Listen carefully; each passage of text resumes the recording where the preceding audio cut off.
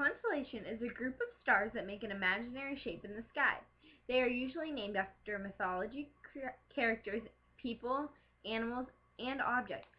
In different parts of the world, people have made up different shapes in the same groups as bright stars. It is like a game of connecting the dots. In the past, creating imaginary image out of stars became useful for navigating at the night and keeping track of the seasons. Because the stars are at different distances, the constellations look totally different to the inhabitants of other planetary orbits around the star.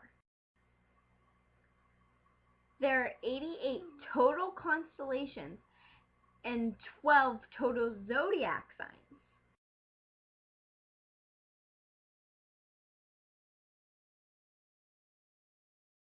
How did the constellations get their names? Most constellation names are in Latin origin, dating from Roman Empire, but their meanings often oriented in the distant past of human civilization. Scorpius, for instance, was given its name from the Latin word for scorpion, but ancient Egyptian hieroglyphs from before 3000 BC referred to the star group as LP, the Scorpion King. Orion, the hunter, bears a Greek name, but had been seen as a hunter-hero figure since the times of ancient Babylon. Of course, many of the constellation names are more modern. Telescopium, the telescope, being a rather obvious newcomer. In fact, by the 19th century, the night sky had become crowded with overlapping and often contradictory constellation boundaries and names as different schools of astronomy prepared their own versions of star maps. To clear up the confusion, names and boundaries were officially assigned to 88 constellations by the International Astronomical Union in 1930, providing complete coverage of the entire sky. There are 12 total zodiac constellations. Aries, which is a constellation in autumn that can be best viewed during the month of November. Taurus is the autumn constellation and is best viewed during the month of December. Gemini is a winter constellation and is best viewed in the month of January. Cancer is a winter constellation and it is best viewed in the month of February. Leo the Lion is a winter constellation and is best viewed in the month of March. Virgo is a spring constellation and can be best viewed in the month of April. Libra is a spring constellation and can be best viewed in the month of May. Sagittarius is a summer constellation and can be best viewed in the month of March. Capricorn is a summer constellation and can be best viewed in the month of August. Aquarius is a summer constellation and can be best viewed in the month of September. And Pisces is an autumn constellation and can be best viewed in the month of October. Most people know the zodiac signs because of horoscopes. Horoscopes are used to tell fortunes during the months that they show up. Aries is you had to have been born through March 21st through April 19th. Taurus is April 20th through May 20th. Gemini is May 21st through June 21st. Cancer is June 22nd through July 22nd. Leo is July 23rd through August 22nd. Virgo is August 23rd through September 22nd. Libra is September 23rd through October 23rd. Scorpio is October 24th through November 21st. Sagittarius is November 22nd through December 21st. Capricorn is December 22nd through January 19th. Aquarius is January 20th through February 18th. And Pisces is February 19th through March 20th.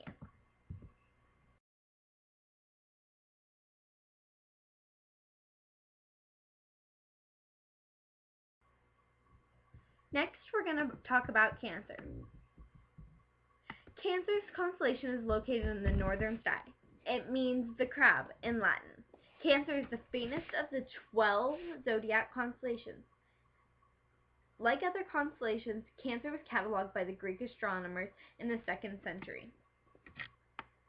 Cancer is the 34th largest constellation in the sky, occupying area of 506 square degrees, and it lies in the second quadrant of the northern hemisphere and can be seen at latitudes from 90 up and below 60.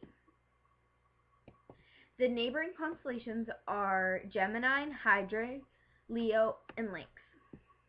Cancer contains two Messer objects, the Beehive Cluster M44 and M67, and has two stars with known planets.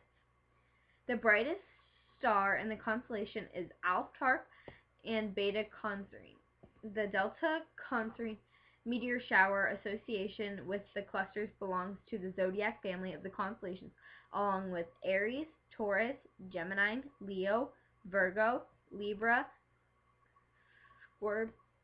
Scorpius, Sagittarius, Capricorn, and Aquarius, and Pisces. The mythology in Cancer is associated with the crab in the story of the 12 Libras of Hercules. In the myth, Hydra sends a crab to distract Hercules while the hero is fighting the Hydra. The serpent, like the beast with many heads and the poisonous breath represented by Hydra, the constellation, when a crab tries to kill Hercules, the story goes, Hercules kicks it all the way to the stars. In another version, the crab gets crushed and Hera, a sworn enemy of Hercules, places it in the sky for its efforts. However, she takes the crab in the region of the sky that has no bright stars, because despite its effort, the crab was not successful in accomplishing its task, and Cancer does not have any bright stars.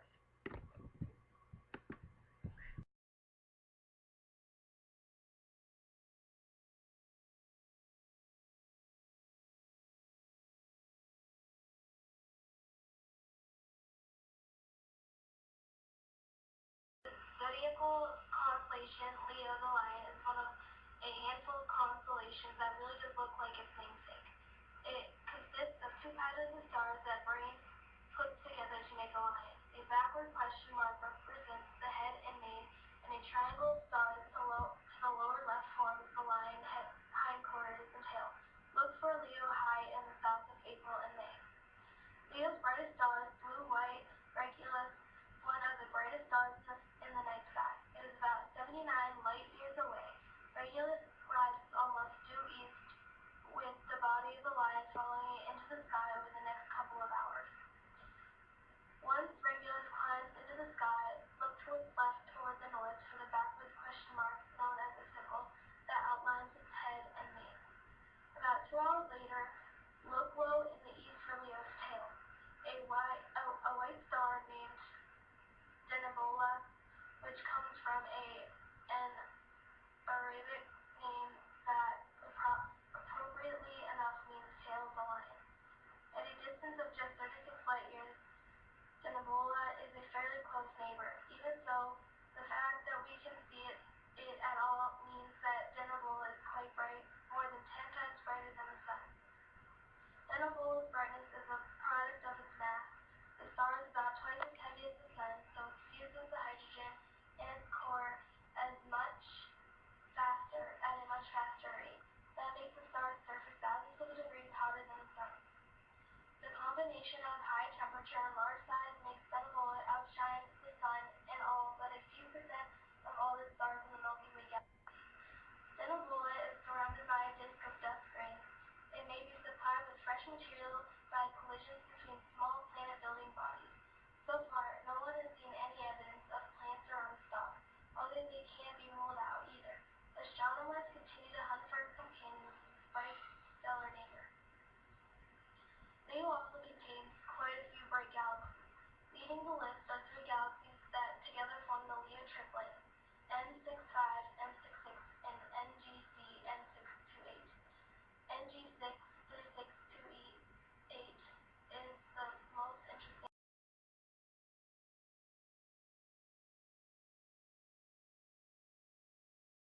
Alright, go ahead. That poor peacock! It got out!